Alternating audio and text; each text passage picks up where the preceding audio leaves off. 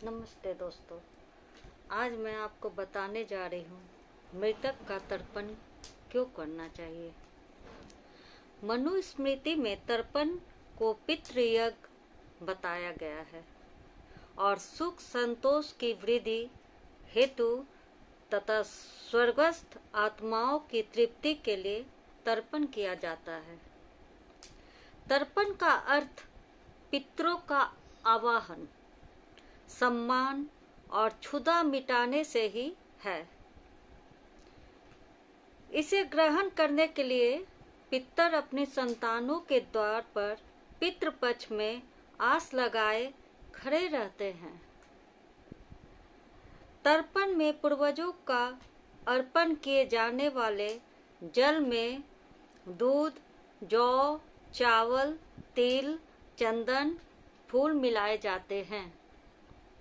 कुसाव के सहारे जल की छोटी सी अंजलि मंत्रोच्चार पूर्वक डालने मात्र से वे तृप्त हो जाते हैं।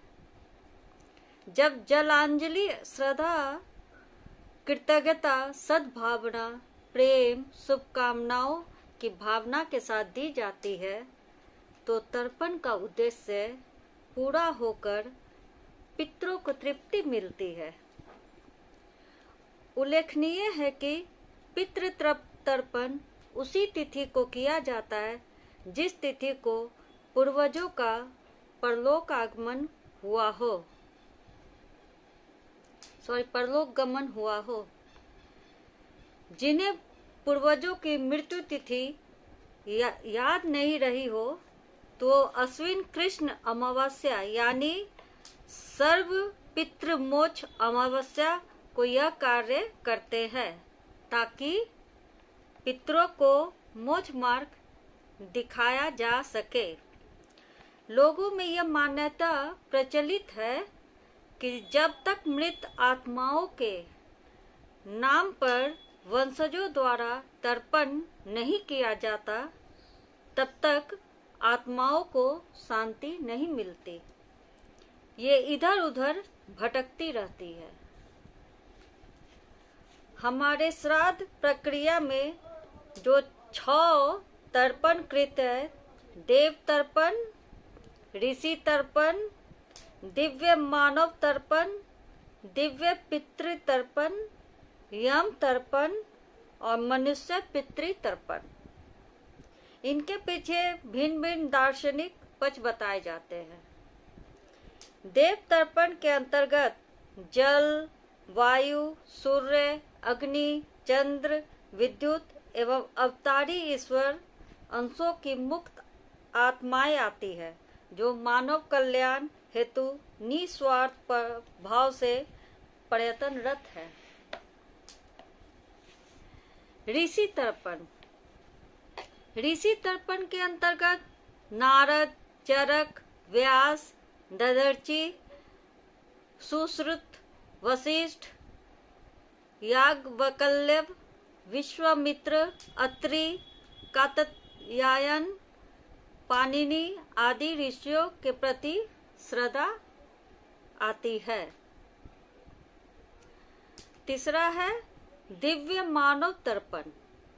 दिव्य मानव तर्पण के अंतर्गत जिन्होंने लोक मंगल के लिए त्याग बलिदान किया है, जैसे पांडव, महाराणा प्रताप, राजा हरिश्चंद्र, जनक, सीवी, शिवाजी, भामाशाह, गोखले, तिलक आदि महापुरुषों के प्रति कृतज्ञता को अभिव्यक्ति की जाती है।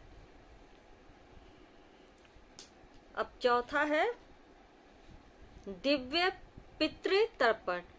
इसके अंतर्गत जो अनुकरणीय परंपरा एवं पवित्र प्रतिष्ठा की संपत्ति छोड़ गए हैं उनके प्रति कृतज्ञता हेतु तर्पण किया जाता है। पांचवा है यम तर्पण।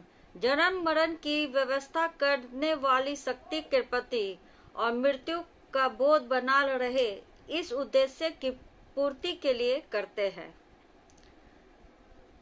और छठा है मनुष्य पितृ तर्पण।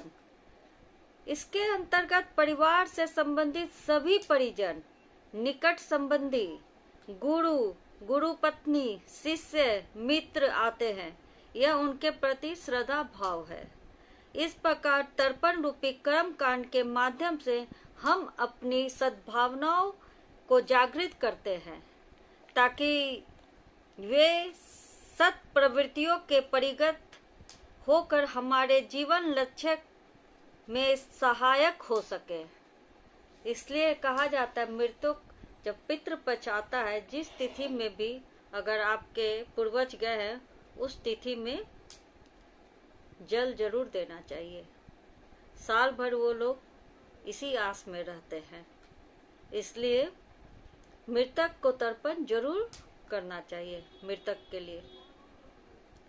और ये हिंदू रीति है, रिवाज है, जिसको हम लोग को मानना चाहिए। और हमारे बाद के भी जो जनरेशन है उनको भी इस बात से अवगत कराना चाहिए कि तर्पण क्यों किया जाता है। आज अगर हम लोग करेंगे तो कल वही बेटा या जो भी पुत्र पुत्री जो भी हो वो देखेंगे तो वो भी करेंगे। इसलिए जब पितृपक्ष आए, जिस तिथि तक अगर ये नहीं तर्पण नहीं हुआ, जल नहीं दिए हुए, उस समय तक हम लोग सोचते मानते हैं। अब कितने नहीं मानते होंगे वो अलग बात है, लेकिन हम लोग मानते कि उस समय घर में भगवान की पूजा हम लोग नहीं करते हैं। जब उनका तर्पण हो जाता है तब जाकर हम लोग भगवान की पूजा करते हैं। वैसे हम लोग तो यही करते हैं और नहीं जानते कि और लोग कैसे करते हैं, लेकिन हमारे यहाँ तो ये होता है। जब तक मेरे माता पिता, मेरे ससुर पिता तुल्य, सास माता तुल्य, उन लोगों का तिथि जब आता है उसी तिथि में तर्पण करते हैं हम लोग। और उस समय तक मेरे पति जो है वो घर में पूजा नहीं करते हैं, न दाढ़ी बनाते हैं, न साबुन लगाते हैं, न केस कटवाते हैं, कुछ भी, न नाखून ये करते हैं। ये सब तर्पण करने के समय बाद वो सब कर उड़ के तब घर में पूजा शुरू होता है। इसलिए कहा जाता है मृतक को तर्पण जरूर देना। वो पूरे साल इंतजार करते हैं अपने बच्चों से, अपने परिवारों से कि ये लोग हमको पानी दे। इसलिए जरूर हिंदू रीति के अनुसार जरूर पानी देना चाहिए, तर्पण करना चाहिए। ठीक है दोस्तों, आज तो बस इतना ही हम आपको ये जानकारी देने के लिए आई थी। मैं भी इसको बहुत मानती हूँ। ठीक है दोस्तों, नमस्ते। मेरे चैनल को इसी तरह लाइक और सब्सक्राइब करते रहिएगा।